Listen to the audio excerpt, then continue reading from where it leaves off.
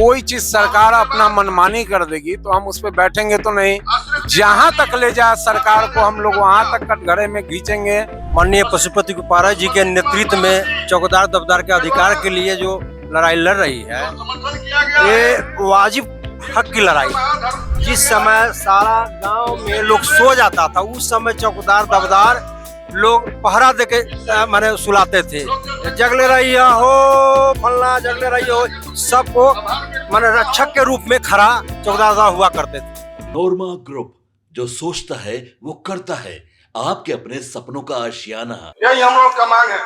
नमस्कार, मैं विकास सिंह और आप देख रहे हैं बिहारी वाणी समाचार। देखिए, आज चौकीदारों का बड़ा धरना प्रदर्शन जो है वो पटना की सड़कों पर उतरी हुई है। आप तस्वीर के माध्यम से देख सकते हैं कि किस तरीके से महिलाओं के साथ साथ जो पुरुष है वो हजारों के तादाद में पटना के सड़कों पर अपनी मांगों को लेकर एक बार फिर से उतरे हुए हैं। को मजबूत करने के लिए पशुपति पारस जो है इनके साथ सड़क पर उतरने वाले हैं। थोड़े ही देर में पशुपति पारस जी का यहाँ पर आगमन होने वाला है, लेकिन आप तस्वीर के माध्यम से देखिए कि किस तरीके से हजारों के तादाद में लोग पहुंचे हुए। हम सीधा लोगों से जुड़ते हैं, बात करने की कोशिश करते हैं। सर, क्या नाम हुआ, कहाँ से आए हैं?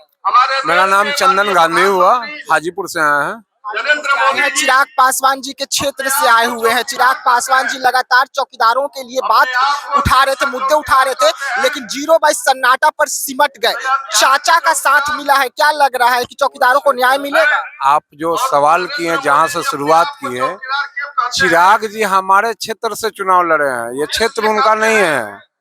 ये सवाल का जो बात करने का लहजा हो वो थोड़ा संयमित हो। हमारा तो ठीक है, लेकिन क्षेत्र उनका है ना, अभी खानदानी घर मेरा भी है। हाँ, आपका भी है, तो ये चिराग जी का क्षेत्र नहीं, हाजीपुर लोकसभा क्षेत्र है, वहाँ के वो सांसद हैं, वो उनका क्षेत्र नहीं है, वहाँ के वो सांसद हैं। ऐसा में वो पशुपति पारस जी का भी क्षेत्र नहीं है? किन्हीं का मैं बोला हूँ कि पारस जी का क्षेत्र है? मैं नहीं बोला हूँ।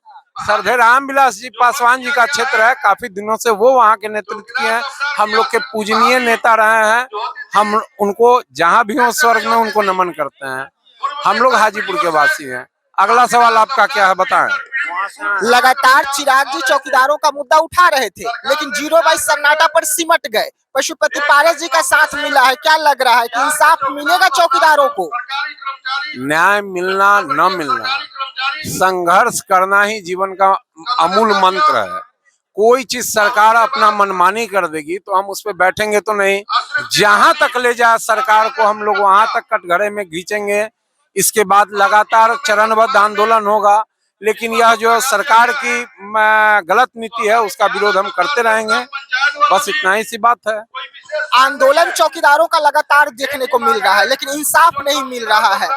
अब पशुपति पारस जी आज सड़क पर उतर रहे हैं, एक उम्मीद जागा है कि चौकीदारों को न्याय मिलेगा। आपको क्या लग रहा है? देखिए, जहाँ तक चौकीदार की लड़ाई के लिए दलित सेना माननीय पशुपति कुपारा जी के नेतृत्व में चौकीदार दफ्तर के अधिकार के लिए जो लड़ाई लड़ रही है, ये वाजिब हक की लड़ाई।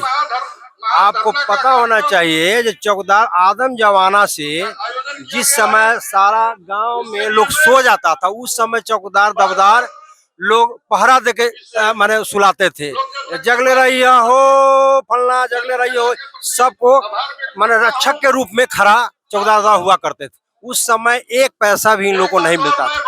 काफी लड़ाई लड़ने के बाद, उस समय माननीय रामविलास पासवान जी भी हमारे लड़ाई लड़े। काफी लड़ाई लड़ने के बाद लालू जी के नेतृत्व में, लालू जी के समय में उनको ये वेतन मिलने लगा और सारा चीज हुआ कि जो उनको आश्रित होगा उनको पुनः नौकरी होगा।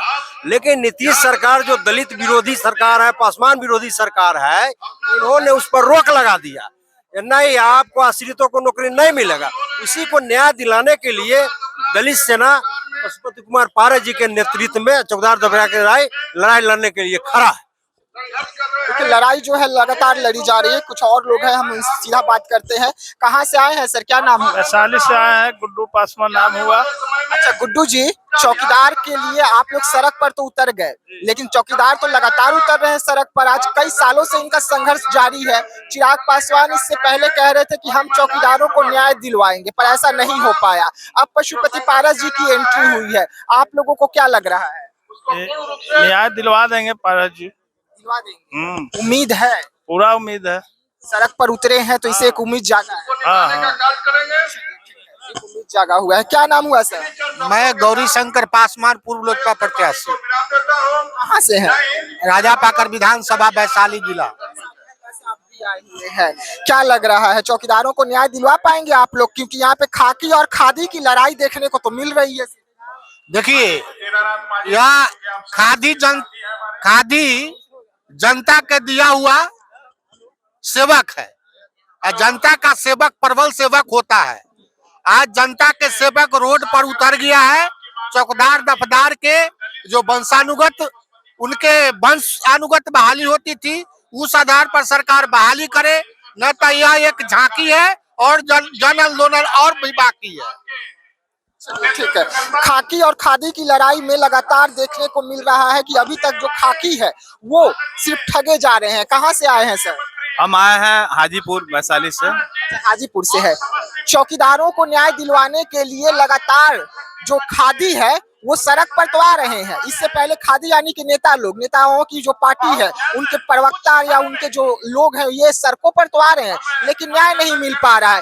इससे पहले यही जगह था जहां पर अरुण भारती जी आकर चौकीदारों के पीठ में खंजर घोंपे थे और जूस पिलाकर अनशन को समाप्त करवाए थे। एक बार फिर से यहाँ से शुरुआत हो रही है और पशुपति पारस जी की एंट्री हुई है। क्या लग रहा है? अभी आप सामने देख लीजिए, पूरे बिहार से चौकीदार और दफदार और पार्टी के हमारे तमाम कार्यकर्ता आए हुए हैं। ये जो लड़ाई है, ये कोई छोटी लड़ाई नहीं है और ये जो सरकार है इतना जल्दी सुनने वाली नहीं है। तो आज हम लोग का 1 दिवसीय धरना है चौकीदार और दफदार के हक के लिए। अगर नहीं होता है तो फिर इसके लड़ाई हम लोग अभी तो हजारों हजार की संख्या में है और आने वाले दिन में लाखों लाख की संख्या में आकर हो सकता है तो हम लोग आमरण अनशन कर और जहां तक हम लोग का शक्ति होगा वो करके हम लोग प्रयास करेंगे कि जो लंबित है उसको पूरा किया जाए। तो अभी तक तो जो खाकी है उसको सिर्फ ठगा ही जा रहा है खादी के द्वारा है। तो क्या उम्मीद लगा के रखे कि पशुपति पारस जी ऐसा नहीं करेंगे जो चिराग पासवान ने? नहीं, पशुपति पारस जी ऐसा नहीं करेंगे और पूरा उम्मीद है कि इस बार हम लोग जहां तक होगा आंदोलन कर। खाकी है उसको सिर्फ ठगा ही जा रहा है खादी के द्वारा है। तो क्या उम्मीद लगा के रखे कि पशुपति पारस जी ऐसा नहीं करेंगे जो चिराग पासवान ने? नहीं, पशुपति पारस जी ऐसा नहीं करेंगे और पूरा उम्मीद है कि इस बार हम लोग जहां तक होगा आंदोलन करके दफदार चौकीदार के लिए लड़ाई लड़ेंगे। आगे फिर आप लोग देखिएगा। चलिए देखिए, लगातार जो चौकीदार हैं वो अपनी बातों को लेकर, अपनी मुद्दों को लेकर सड़कों पर तो उतर रहे हैं, अपनी बातों को सरकार के सामने भी रख रहे हैं, पर नीतीश कुमार खामोश रह रहे हैं। नीतीश कुमार की सरकार जो है वो चौकीदार के मुद्दे पर खामोश रह रही है। वैसे में खाकी को अब तक सिर्फ खादी जो है वो ठगते ही आ रहा है और ऐसे में एक बार फिर से चौकीदार का आज बड़ा धरना प्रदर्शन पटना के सड़कों पर देखने को मिल रहा है, जिसमें हजारों के तादाद में जो लोग हैं वो सड़कों पर उतरे हैं। लेकिन बड़ा सवाल उठ रहा है कि खाकी को कहीं एक बार फिर से खादी ठगने के लिए तैयार तो नहीं है। ऐसे तमाम खबरों के लिए आप रहिएगा हमारे साथ, दीजिएगा इजाजत। धन्यवाद।